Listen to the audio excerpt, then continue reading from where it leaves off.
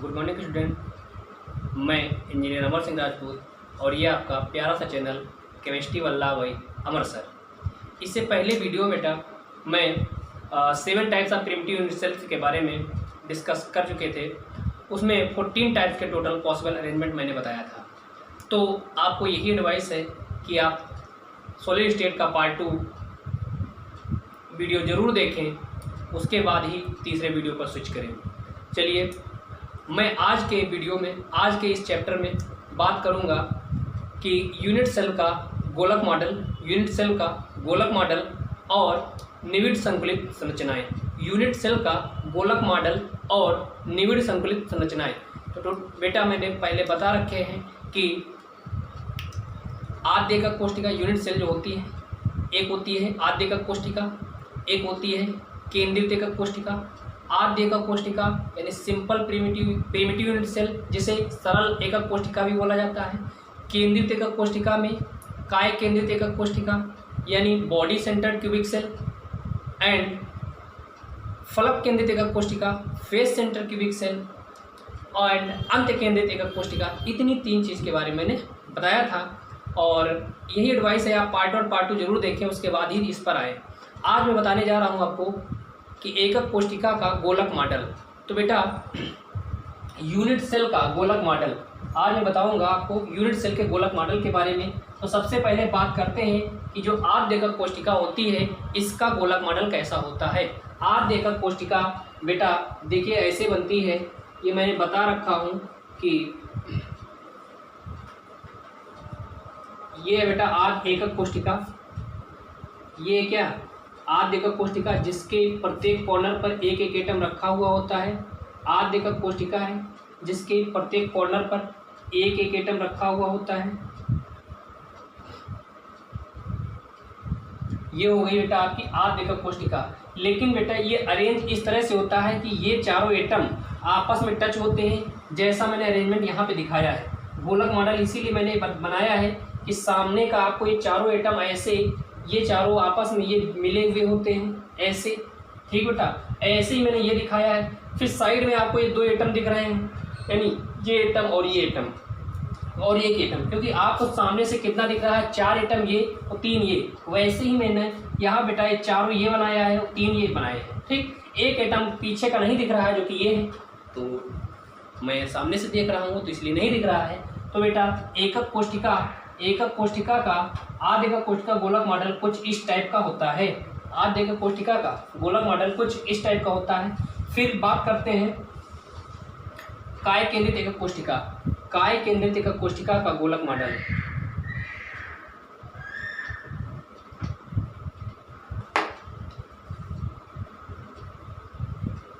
काय केंद्रित एकक कोशिका का गोलक मॉडल देखिएगा बेटा, काय केंद्रित एकक कोशिका बनती कैसे है, ध्यान देना भैया।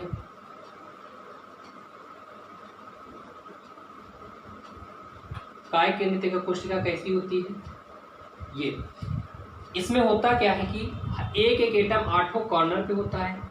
यूनिट सेल के 8 कॉर्नर पर एक एक एटम होता है। उसके बाद इसको बेटा बोला जाता है बॉडी सेंटर्ड क्यूबिक सेल, यानी कि एक एटम बॉडी पे होता है, यानी बीच में रखा हुआ होता है। यानी ये क्यूब था, मान लो एक कमरा है, उस कमरे के बीच में एक एटम है और कमरे के 8 कोनों पर एक एक एटम रखा है। कुछ ऐसा अरेंजमेंट होता है। तो ये बेटा दिखाया जा रहा है कि ऐसा है, लेकिन रियल में ऐसा होता है कि ये चारों एटम, ये 4 एटम तुम्हारे ये बने हुए हैं, 4 एटम ये बने हुए हैं और सामने से ये एटम देखा, ये 3 एटम दिख रहे हैं। तो ये बेटा एक एटम हमने ये बना दिया, एक ये बना दिया और एक ये सामने का ये बना दिया और पीछे एक एटम ये बीच में रखा हुआ है। ये एटम एक बीच में रखा हुआ है, जो ये वाला एटम है बेटा, ये मैंने बनाया जैसा कि यहाँ पे दिखा रखे हैं। ये एटम मैंने ऐसा बना दिया है, ठीक है। तो ये हो गया काय केंद्रित एकक कोशिका का गोलक मॉडल। काय केंद्रित एकक कोशिका का गोलक मॉडल, ओके बेटा। अब बात करते हैं फलक केंद्रित एकक कोशिका का गोलक मॉडल। फलक केंद्रित एकक कोशिका का गोलक मॉडल कुछ इस टाइप का होता है। फलक केंद्रित एकक कोशिका का गोलक मॉडल कुछ इस टाइप का होता है। देखिएगा बेटा, इसमें होता क्या है कि पहले आपको मैं यूनिट सेल बना रहा हूँ।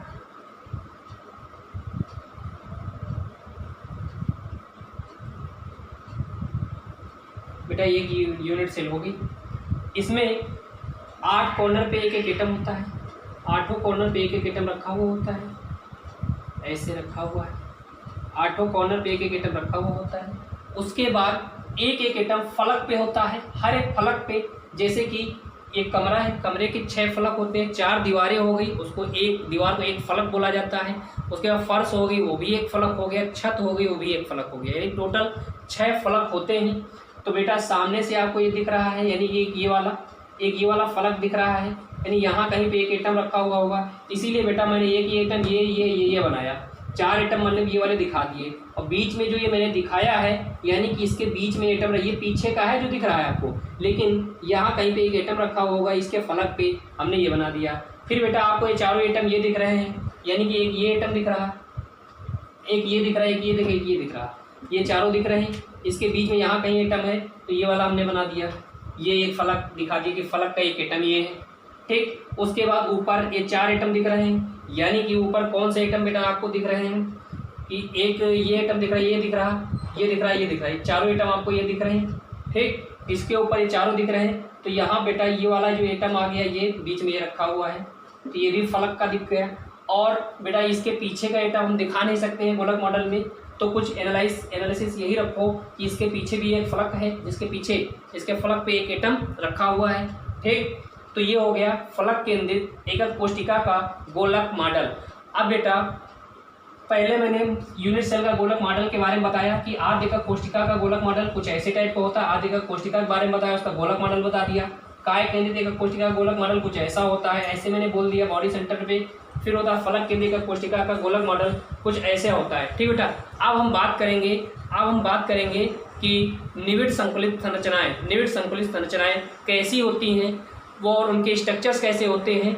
ये बहुत इंपॉर्टेंट टॉपिक है, आपको सबसे सटीक जानकारी इस पूरे वीडियो में इसी चीज़ के बारे में मिल जाएगी, और दोबारा लाइफ में आपको कभी पढ़ना नहीं पड़ेगा। और ध्यान से बेटा ये पूरा वीडियो अब आगे देखते रहना है, ओके। मैं अभी जस्ट एक्सप्लेन करने जा रहा हूँ कि निविड़ संकुलित संरचनाएं कैसी होती हैं, ओके बेटा। तो अब बात करते हैं निविड़ संकुलित संरचनाओं के बारे में, क्लोज पैक्ड स्ट्रक्चर के बारे में। बेटा ये जो निविड़ संकुलित संरचनाएं होती हैं, ये ठोसों में पाई जाती हैं, निविड़ संकुलित संरचनाएं ठोसों में पाई जाती हैं। तो अब बात करते हैं कि देखिए निविड़ संकुलन, एक बीमा में निविड़ संकुलन होता है, द्विबीमा में निविड़ संकुलन होता है, और त्रिबीमा में निविड़ संकुलन होता है। तो सबसे पहले बात कर रहे हैं एक बीमा में निविड़ संकुलन। फर्स्ट है कि एक बीमा में निविड़ संकुलन होता क्या है कि क्लोज पैकिंग इन 1 डायमेंशन होती क्या बेटा कि जो गोले होते हैं, ये मान लो एटम है, ये मान लो परमाणु है, ये क्या होते हैं कि एक ही दिशा में संरेखित होते हैं। जो गोले होते हैं ये बेटा क्या होते हैं कि निकटवर्ती गोले, यानी प्रत्येक गोला 2 निकटवर्ती गोलों के संपर्क में होता है। इसमें होता क्या है कि प्रत्येक गोला 2 निकटवर्ती गोलों के संपर्क में होता है, और ये केवल एक ही डायमेंशंस में होते हैं, एक ही डायरेक्शन में होते हैं, जैसे मैंने इसमें दिखा रखा है। एक गोला 2 निकटवर्ती गोलों को टच कर रहा है, तो वही संकुलन में अगर प्रत्येक गोला जितने निकटवर्ती गोलों को स्पर्श करता है, तो उसकी उतनी ही उपसहसंयोजन संख्या होती है। तो यहाँ पर एक गोला दो गोलों को संपर्क कर रहा है, तो एक बीमा में निविड़ संकुलन में उपसहसंयोजन संख्या कितनी होती है? 2। एक बीमा में निविड़ संकुलन में बेटा होगी क्या? उपसहसंयोजन संख्या 2 होती है। अब बात करते हैं द्विबीमा में निविड़ संकुलन यानी कि क्लोज पैकिंग इन 2 डायमेंशन। इसमें पहले भाई क्लोज पैकिंग इन 2 डायमेंशन में होगा क्या कि पहली बात करेंगे कि द्विबिम वर्ग निविड़ संकुलन, और दूसरी बात करेंगे द्विबिम षटकोणीय निविड़ संकुलन। मतलब वर्ग निविड़ संकुलन और षटकोणीय निविड़ संकुलन, दो टाइप के, यानी 2 डायमेंशंस में 2 टाइप के स्ट्रक्चर देखेंगे। एक यानी ठोसों में अगर 2 डायमेंशंस का एनालिसिस की जाए, निविड़ संकुलन के एनालिसिस की जाए, 2 टाइप के स्ट्रक्चर्स दिखेंगे। एक दिखेगा द्विबिम वर्ग निविड़ संकुलन, दूसरा दिखेगा द्विबिम षटकोणीय निविड़ संकुलन। देखेंगे बेटा कि द्विबिम वर्ग निविड़ संकुलन होता क्या है कि ये जो क्लोज पैकिंग इन 1 डायमेंशंस में, मान लो ए टाइप के मॉलिक्यूल्स हैं, ये ए टाइप के हैं, तो बेटा इसमें क्या होता है, इसमें बेटा होता है कि जो गोले होते हैं ये क्षैतिज ऊर्ध्वाधर संरेखित होते हैं। कैसे होते हैं? क्षैतिजीय और ऊर्ध्वाधर संरेखित होते हैं, क्षैतिजीय ऊर्ध्वाधर संरेखित होते हैं। यानी एक मान लो एक लेयर ये है ए टाइप की, सेम ऐसे ही इसी के ऊपर सेम टाइप की ए टाइप की ही लेयर ऐसे ही रख दिया जाए, ऊर्ध्वाधर और संरेखित, ऊर्ध्वाधर और क्षैतिज संरेखित हों। जैसे एक के ऊपर एक रखा गया बेटा, लेकिन होगा क्या कि ये ऊर्ध्वाधर भी गोले से संरेखित होने चाहिए और क्षैतिज भी संरेखित होने चाहिए, तो ये फॉर्मेशन होगा द्विबिम वर्ग निविड़ संकुलन। बेटा होगा क्या कि इसमें प्रत्येक गोला 4 गोलों के संपर्क में होता है, प्रत्येक गोला 4 गोलों के संपर्क में होता है। अगर इन चारों गोलों के केंद्रों को मिला दिया जाए तो एक वर्ग हमें प्राप्त होता है, इसीलिए इसको बोला जाता है द्विबिम वर्ग निविड़ संकुलन, इसीलिए इसको बोला जाता है द्विबिम वर्ग निविड़ संकुलन। और यहाँ पर बेटा एक गोला 4 गोलों को टच करता है, इसीलिए इसकी उपसय संयोजन संख्या होती है 4। उपसय संयोजन संख्या कितनी होती है? 4। द्विबिमीय निविड़ संकुलन, द्विबिमीय निविड़ संकुलन में पहली बात करें द्विबिमीय वर्ग निविड़ संकुलन, इसको 2 टाइप में विभाजित किया गया है, द्विबिम वर्ग निविड़ संकुलन और अगला है द्विबिम षटकोणीय निविड़ संकुलन। द्विबिम वर्ग निविड़ संकुलन कैसे बनता है? जब दूसरी परत को पहली परत के ठीक ऊपर अरेंज कर दिया, जब दूसरी परत को पहली परत के ठीक ऊर्ध्वाधर ऊपर इस प्रकार से रखा जाता है कि ये क्षैतिज और ऊर्ध्वाधर संरेखित रहे, कि ये एक दूसरे से क्षैतिज और ऊर्ध्वाधर संरेखित रहे, ठीक। तो प्रत्येक गोला 4 गोलों को स्पर्श करता है, प्रत्येक गोला 4 गोलों को स्पर्श करता है, जिससे इसकी उपसय संयोजन संख्या 4 होती है। और इन गोलों के केंद्रों को मिलाने से प्राप्त एक वर्ग प्राप्त होता है, जिससे ये द्विबिमीय वर्ग निविड़ संकुलन, इस संरचना को द्विबिमीय वर्ग निविड़ संकुलन कहा जाता है। फिर बात करते हैं बेटा, इसे ए टाइप की संरचना भी कहा जाता है। देखो बेटा ए टाइप की सेम है, सेम ए टाइप की ए टाइप, यानी इसे ए टाइप की संरचना या संकुलन कहा जाता है, निविड़ संकुलन ए टाइप निविड़ संकुलन भी कहा जाता है। फिर बात करते हैं द्विबिम षटकोणीय निविड़ संकुलन।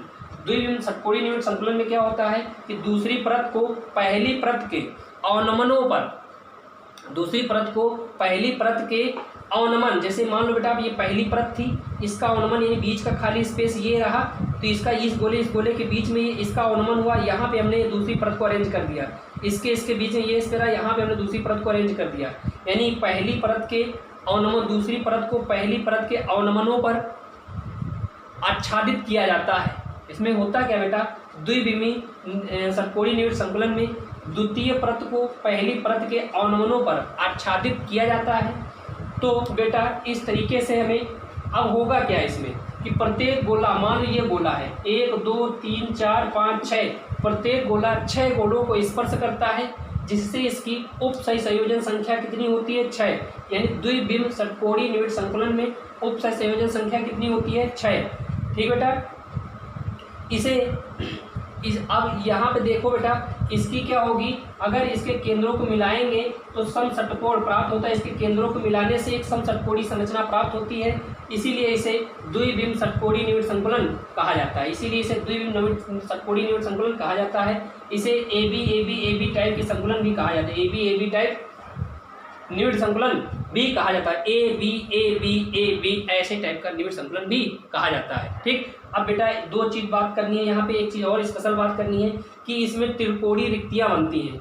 जैसे बेटा एक रिक्ति ये बन गई, यानी ये त्रिकोणीय रिक्ति बन गई, यानी ये त्रिकोणीय रिक्ति बन गई, यानी इसमें 2 टाइप की त्रिकोणीय रिक्तियाँ बनती हैं, 2 टाइप की त्रिकोणीय रिक्तियाँ बनती हैं। यानी पहली परत में ये पहली परत की रिक्ति है और ये दूसरी परत की रिक्ति है।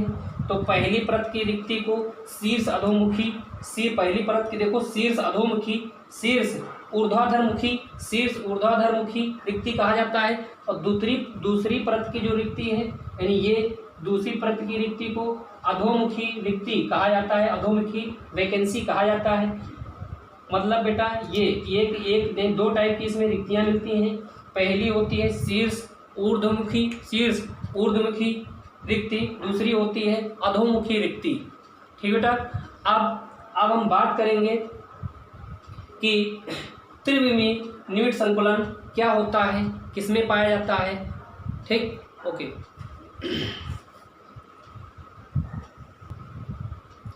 बेटा आप स्टडी करेंगे त्रिविमा में निविड़ संकुलन, क्लोज पैकिंग इन 3D। देखो बेटा, जितने भी ठोस होते हैं लगभग सभी ठोसों में लगभग सभी वास्तविक संरचनाएं त्रिविमीय ही होती हैं, यानी कि लगभग सभी वास्तविक संरचनाएं त्रिविमीय ही होती हैं। तो अब त्रिविमीय संरचनाएं जो बनती हैं तो बेटा द्विविमीय संरचनाओं से ही इनका ओरिजिन, त्रिविमीय संरचनाओं का ओरिजिन द्विविमीय संरचनाएं ही हैं। इससे पहले अभी हम बताए थे कि द्विविमीय वर्ग निविड़ संकुलन और द्विविमीय षटकोणीय निविड़ संकुलन। तो द्विविमीय वर्ग निविड़ संकुलन और द्विविमीय षटकोणीय निविड़ संकुलन से त्रिविमीय निविड़ संकुलन बनता है। बेटा देखो, पहले हम बात करेंगे कि द्विविमीय वर्ग निविड़ संकुलित परतों से त्रिविमीय निविड़ संकुलन। पहले हम बात करेंगे कि द्विविमीय वर्ग निविड़ संकुलित परतों से त्रिविमीय निविड़ संकुलन। देखो बेटा, ये मान लो कि द्विविमीय वर्ग निविड़ संकुलित परतें हैं, ये ऐसे एक परत की पूरी लेयर है, इसी के जस्ट पीछे एक ये लेयर रखी गई है, उसी के जस्ट पीछे एक ये लेयर रखी गई, उसी के जस्ट पीछे एक ये लेयर रखी गई है। तो मतलब ऐसे ही एक ये लेयर, मतलब द्विविमीय एक लेयर है, द्विविमीय वर्ग निविड़ संकुलित परत है एक, इसके जस्ट पीछे एक ऐसी ही द्विविमीय वर्ग निविड़ संकुलित परत है, इसी के जस्ट पीछे एक ऐसी ही द्विविमीय वर्ग निविड़ संकुलित परत है। तो इस तरह से एक अरेंजमेंट बनता है। इस तरह से जो अरेंजमेंट बनता है बेटा, इसे बोला जाता है कि त्रिविमीय निविड़ संकुलन किससे, द्विविमीय वर्ग निविड़ संकुलित परतों से। तो बेटा यहाँ पे देखिए, ऐसे इसकी कुछ ऐसे एक क्यूब टाइप की यूनिट, यानी कि एक 8 कोने पूरे, एक कितने हैं 8 कोने हैं, एक क्यूब टाइप की एक यूनिट ऐसे हमको मिल जाती है। तो इसे बोला जाता है कि द्विविमीय वर्ग निविड़ संकुलित परतों से त्रिविमीय निविड़ संकुलन। बेटा इसे ए टाइप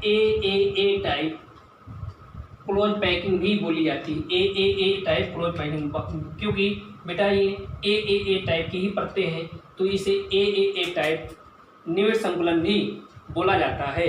ठीक,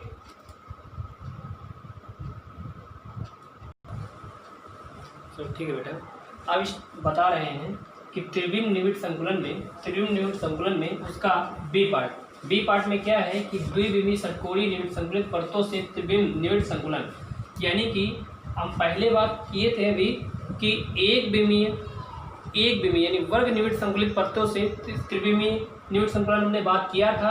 अब हम बात कर रहे हैं द्विविमीय षटकोणीय निविड़ संकुलित परतों से त्रिविमीय निविड़ संकुलन। तो इसका पहला पार्ट बात करेंगे बेटा, द्वितीय परत को प्रथम परत के ऊपर रखना, यानी द्वितीय जो षटकोणीय संकुलन था, तुम्हारा जो षटकोणीय त्रिविमीय संकुलन था, जो द्विविमीय षटकोणीय संकुलन था, उसकी द्वितीय परत को प्रथम परत के ऊपर रखना। कहने का मतलब जो बेटा ये ब्लू से बनी हुई है गोले, ब्लू से बने हुए गोले हैं, ये प्रथम परत है, और जो रेड से, जो ब्लैक से बने हुए गोले हैं, ये द्वितीय परत है। तो ऐसे कुछ रखना है, यानी कि ये तुम्हारा द्विविमीय षटकोणीय संकुलन है, द्विविमीय षटकोणीय निविड़ संकुलन है, और इसी के ऊपर दूसरी लेयर हम वही रख रहे हैं द्विविमीय षटकोणीय निविड़ संकुलन की। ठीक बेटा, देखो तो यहाँ पे देखिएगा, फिर एक तो होता है टेट्राहेड्रल वाइड, यानी दो टाइप की इसमें रिक्तियाँ बनती हैं, दो टाइप की रिक्तियाँ बनती हैं। एक होती है टेट्राहेड्रल रिक्ति, एक होती है ऑक्टाहेड्रल रिक्ति। टेट्राहेड्रल रिक्ति चतुष्फलकी रिक्ति होती है, और एक होती है ऑक्टाहेड्रल अष्टफलकी रिक्ति। ठीक, दो टाइप की रिक्तियाँ तो मैंने टी से जहाँ पे लिख रखा है बेटा ये टेट्राहेड्रल रिक्ति है, यानी कि कुछ ऐसे 3 गोले पहली लेयर के ये वाले दिखा रखे, उसके ऊपर दूसरी लेयर का पहला गोला जाएगा, तो कुछ ऐसे एक रिक्ति एक वैकेंसी क्रिएट हो जाएगी। 3 गोलों के ऊपर एक अगला गोला, 3 गोले रखे उस पर एक अगला गोला रख दिया गया, तो एक जो वैकेंसी क्रिएट होगी उसे टेट्राहेड्रल रिक्ति बोलेंगे। इनके अगर केंद्रों को आपस में मिला दिया जाए तो एक चतुष्फलक ऐसा बन जाएगा। तो ये हो गया बेटा टेट्राहेड्रल रिक्ति, ठीक, यानी कि त्रिविम निविड संकुलन किससे, द्विविम षटकोणीय निविड संकुलन से। जब द्वितीय परत को प्रथम परत के ऊपर रखा जाए तो ये रिक्ति बनी। एक बेटा बनती है अष्टफल की रिक्ति। अष्टफल की रिक्ति ऐसी होती है, मान लो 6 गोले नीचे रखे हुए, जो षटकोणीय निविड संकुलन में 6 ही गोले होते हैं, बीच में एक होता है, यानी उसको टच करते रहते हैं 6, तो उसी के ऊपर अगली, जैसे कि यहाँ पे ऑक्टाहेड्रल बेटा ये बना, अगर ये 3 गोले ये थे, इसी के ऊपर 3 ऐसे रख दिए जाए। कहने का मतलब देख लीजिए बेटा, जैसे ये वाले गोले बने हुए हैं,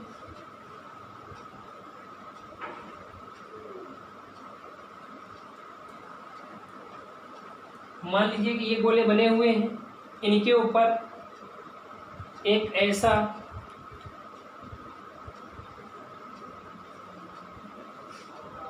कुछ ऐसे रख दिया जाए तो ये ऑक्टाहेड्रल बन जाता है, यानी कि 6 गोलों से टच कर रही होती है, आकृति होती है, तब ये ऑक्टाहेड्रल बनता है।